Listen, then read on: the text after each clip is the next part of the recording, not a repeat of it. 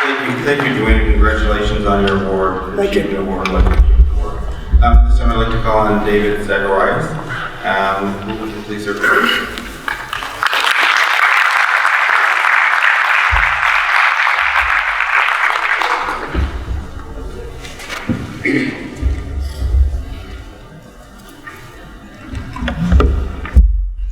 Good morning, everybody. Good morning. Good morning.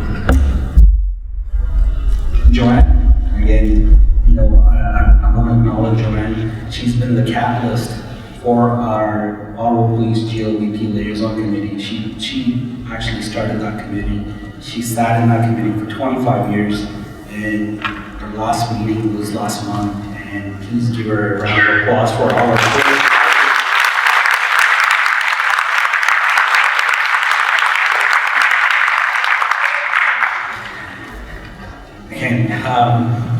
It's hard to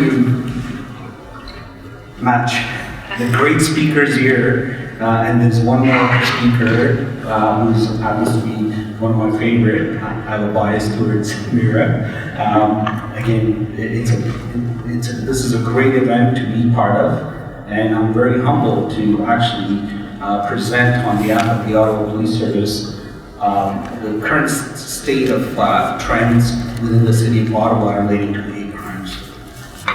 Again, like they read in my bio, I am an immigrant, and I came here when I was 15 years old. And I want to first and foremost acknowledge we are in an unceded Algonquin territory.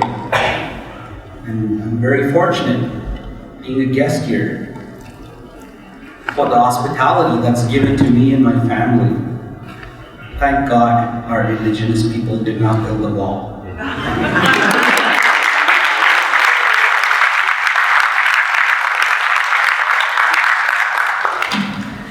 In my presentation today, I'm going to touch more about from a policing perspective in relation to hate crimes. So our job is to investigate hate crimes. And so I'm going to touch on the criminal code, the definitions of criminal code, and the criminal offenses that are applicable to hate crime. And also I'll move on to talk about some of the Ottawa Police Service efforts in addressing hate crime, and also how we work with the community. Great partners like NCCN. Please give them a hand.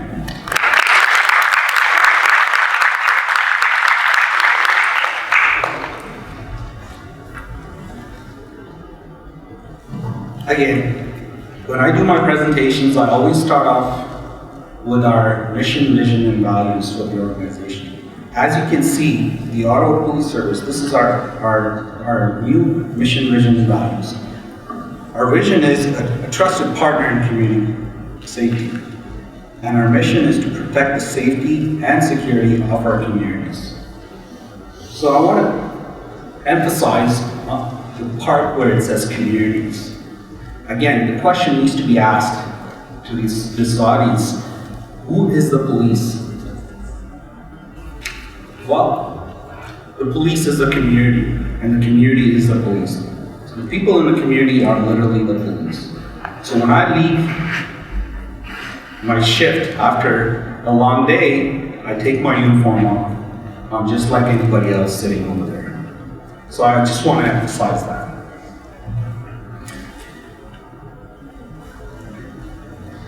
Hate crime definition. According to the Ontario Police Standards, hate crime is a criminal offense committed against a person or property which is motivated by hate, bias, or prejudice based on the prohibited grounds protected under the Ontario Human Rights Code.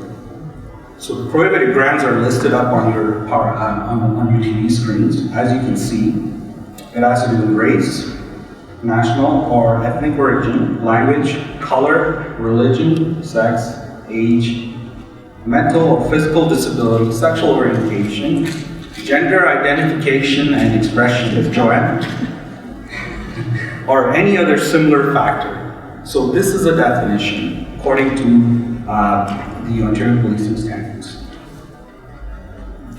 Now the question is, why do we have hate crime laws? It's very simple. Well, when you look at the criminal code offenses, you usually have an offender, you have a victim, you need one or the other. But in this piece, you need actually, the impact is broader. It's not just one victim or a particular institution, but it touches broader, it touches an entire community, it impacts a community. It sends fear, anxiety. So the reason why we have hate crime laws, as per the Ontario Policing Standards, the impact of such crimes is so far-reaching, extending beyond the physical and emotional trauma to the victim, to encompass other members of the groups and broader community. Such crimes can heighten the isolation and vulnerability of the victim's group and cause stress for all members of the community. If unchecked, crimes can result in an escalation of social tension between different groups and can destroy communities, thereby furthering the aims and objectives of those in our society who promote hatred and intolerance.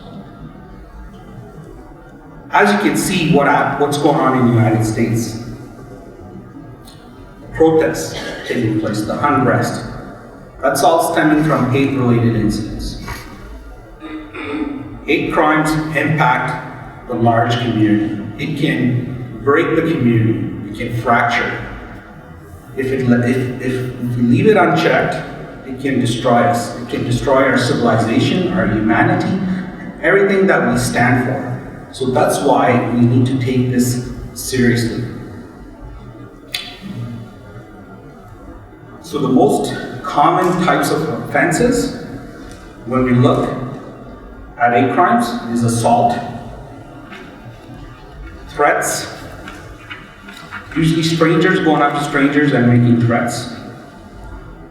Mischief is very common.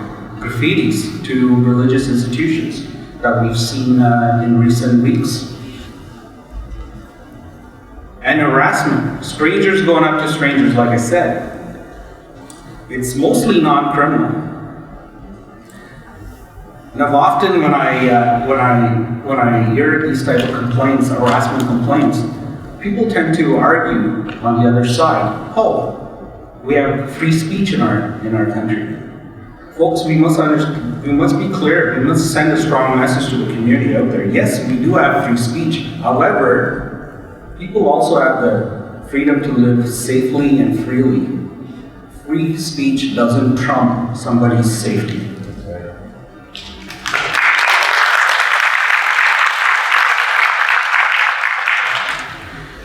So I'm going to get in terms of how Ottawa Police captures hate-related incidents. How do we capture that in our database?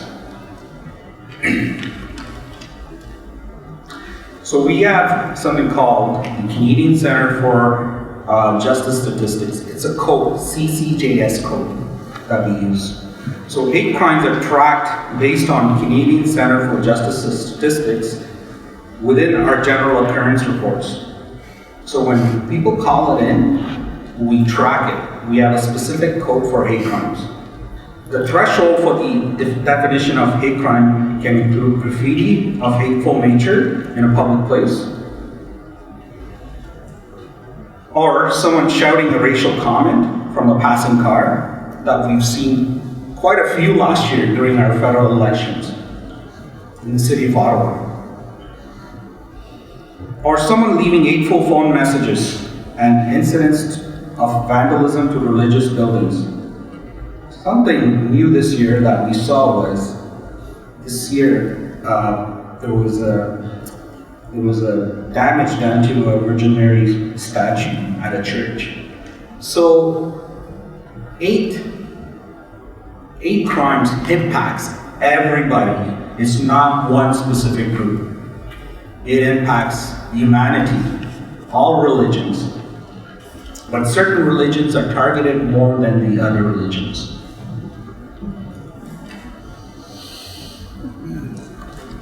So for 2015, the Ottawa Police Service, there were approximately, actually I'm going to take it back. I just received this new stats just this morning at 8:28, so I'm going to give you the latest numbers. So for 2014,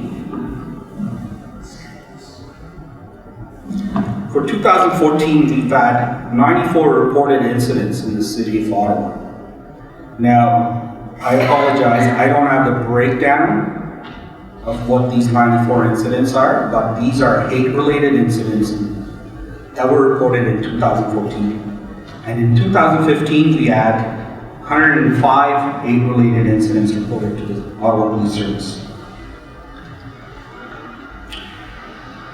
And in 2006, between January till October 31st, we've had 64 incidents reported. That being said, the month of November, we've had quite a few incidents that you've read in the paper. I would say approximately 10 incidents in November that have been reported that has come to my knowledge. So if you add that 10 to 64, you're looking at somewhere around 74, approximately 74, up to date. So we are on track in terms of how we're progressing. But I can tell you, between the spike that happened in 2015 was a direct result of the elections, the federal elections. Because of the elections, there were a number of incidents that were brought to our attention. And once the elections was done, we saw sort of a decline. But now, what's happening down in the US, we're seeing a spike. So what I'm trying to say here is, what happens there impacts here. So we need to be aware of that. We can't ignore the obvious. We need to be prepared to address those issues, what's happening globally. So in 2014, I mentioned there were 94 incidents. So out of that 94 incidents, there were 95% of those incidents were mainly graffitis. And in 2015, 90 incidents were graffitis. 90% were graffitis. And up to date this year, from January to October, 67% of the incidents are graffitis again. So for 2016, I got a breakdown. So we have 64 incidents reported till October. That's approximately 0.02% of all calls for service. So I just want to put it in context. The Ottawa Police Service responds to approximately 350 calls for service per year. So when you compare the hate incidents or reports, it comes down to, so far this year, it's about 0.02%. So it might seem minuscule, like, oh, it's not a big deal. But folks, trust me, like I said, it's not the intent, it's the impact we need to look at. How that hate crime affects the larger community. So the breakdown, out of those 64 reported incidents, we have about 43% of them were mischief, graffitis to religious institutions or organizations. Harassing events were 12 cases. Again, 3 of them out of that 64 were mischief to religious institutions.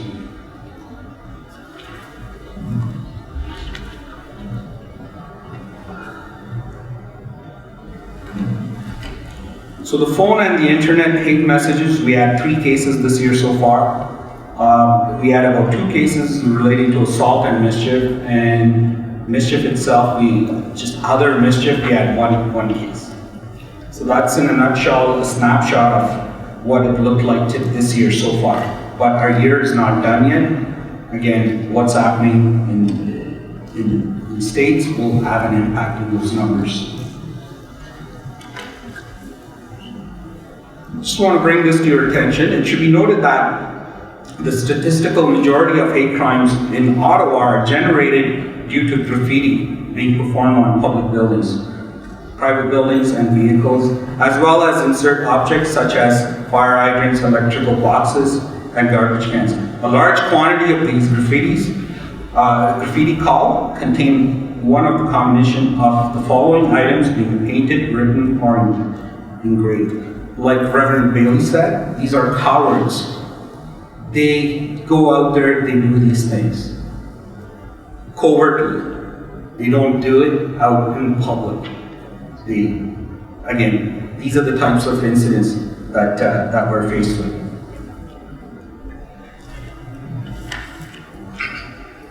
As you saw from the last couple of slides, the majority of these age-related incidents are graffitis to buildings. And the graffitis, the most common graffitis are the swastikas. There was a mention of that. Swastikas are most common. We saw that last week in the city of Ottawa. It appeared in quite a number of buildings. And derogatory language and vandalism as well. Just to put it in context, very few hate crime type calls are the result of 2 or more persons, very few. It's usually individuals, okay, very few are 2 or more. Actually engaging in an argument, it's very rare you see them engaging in an argument or verbal confrontation. Most hate crime type calls are a result of symbolism of words being left on an insert surface.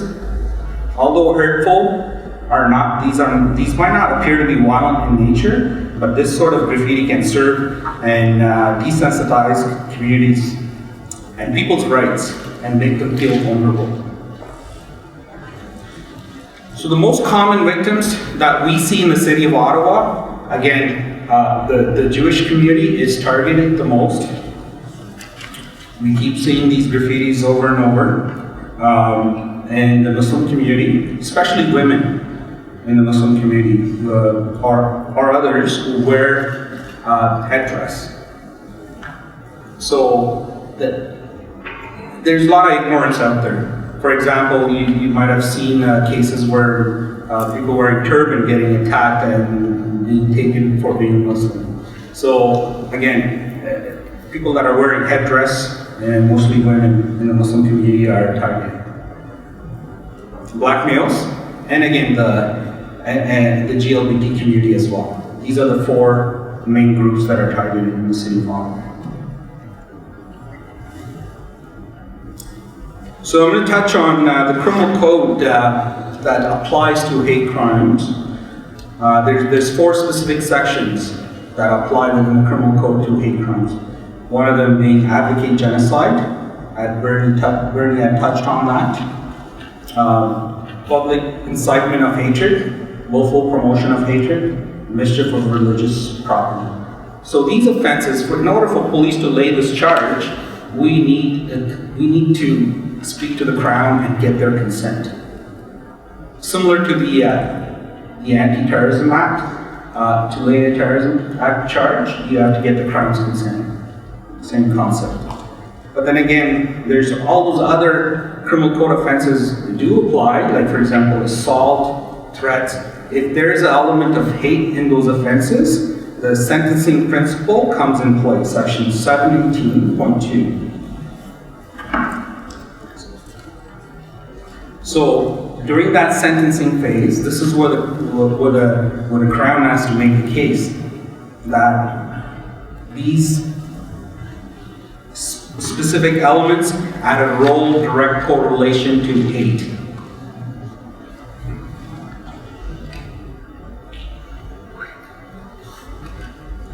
So let's move on to reporting on hate crime. Underreporting is a huge problem in the city of Ottawa. Like Stats Canada, according to Stats Canada, as Amira alluded to in her news interviews, 2/3 of hate crimes go unreported. That's problematic for the police because we don't know the full landscape when people are not reporting these incidents to us. And again, there could be various reasons why they're not reporting. Maybe they don't trust the police. Maybe the way they were treated before by the police. But we need to know this, why, the reasons. Again, one of the things that I've been privy to, or I've heard over and over from community members, is that our policy relating to hate crime has to do with when the public reports an hate crime, we have to, by policy, send a police car to the scene to investigate it. Maybe the community does not want to see a police car parked in front of their home. These concerns keep popping up. But again, this is an opportunity here today and moving forward for us to look at our policy. Is there a better way we can enable people to report these incidents so we can capture all that stats?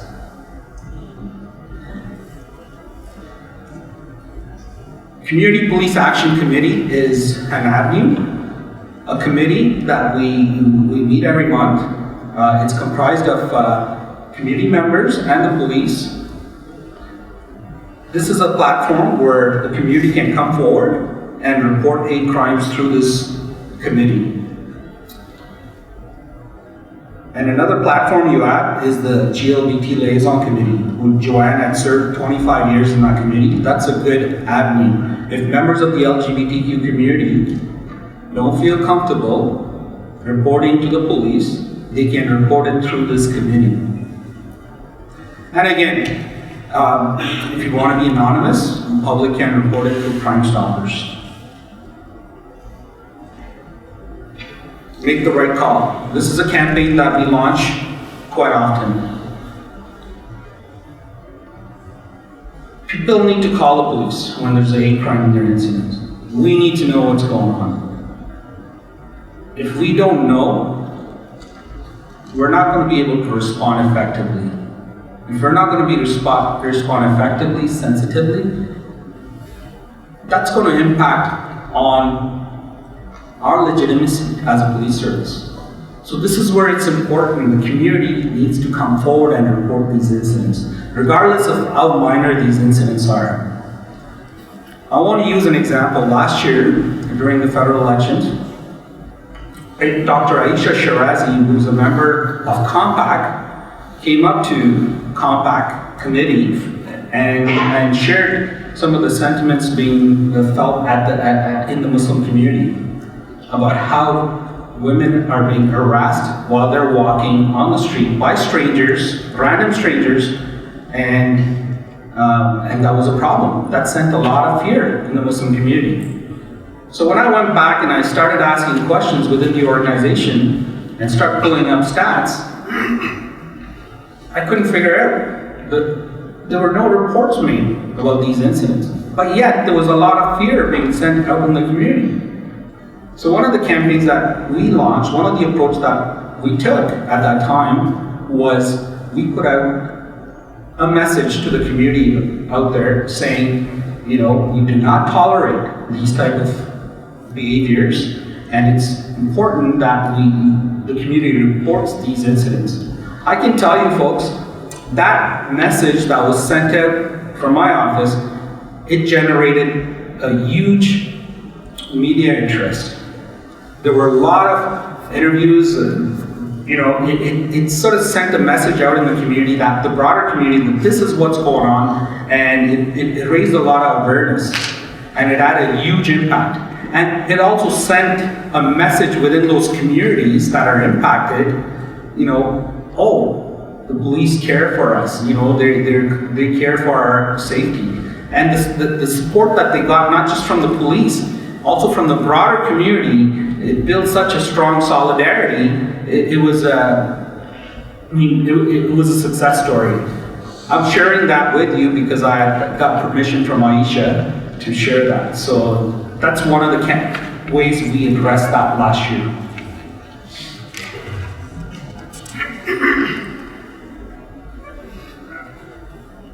This is the last slide. Again, like I said, safety and security is a shared responsibility. Police alone cannot address this issue. we need the community's support. The community needs to come on board. They need to collaborate with us, work in partnership with us, and they need to be on board because we can investigate it. If there's charges to be laid, we can lay those charges. But ultimately, it comes down to prevention and intervention. We need to prevent it even before we have to go take that step of investigating it. So this is where the community needs to come on board, where you can be part of raising awareness campaigns. And it starts off at home, with your kids, with families, having these conversations. I find people tend to avoid these types of conversations. It makes them uncomfortable. But the only way moving forward, the way we can address this is head on. We need to talk about these issues. We need to check our implicit biases that we have as human beings. We all have implicit biases. We need to self-reflect what we say, what we do, the language we use. As Reverend Bailey put it, we need to be cognizant how that impacts other people. And again, we need to get our education system also on board, the schools, where they need to teach our kids, young kids, hate has no place in our society. And again, this is one of the things I want to just emphasize, free speech. Every time there's a hate harassment incident, first thing I hear is, oh, this is a free country, it's my right to say what I want. No, you know what? If you are insulting people and threatening people and being verbally assaulted, that's not free speech, folks. That is wrong. People have the right to live safely, freely. Okay? Free speech does not trump that right.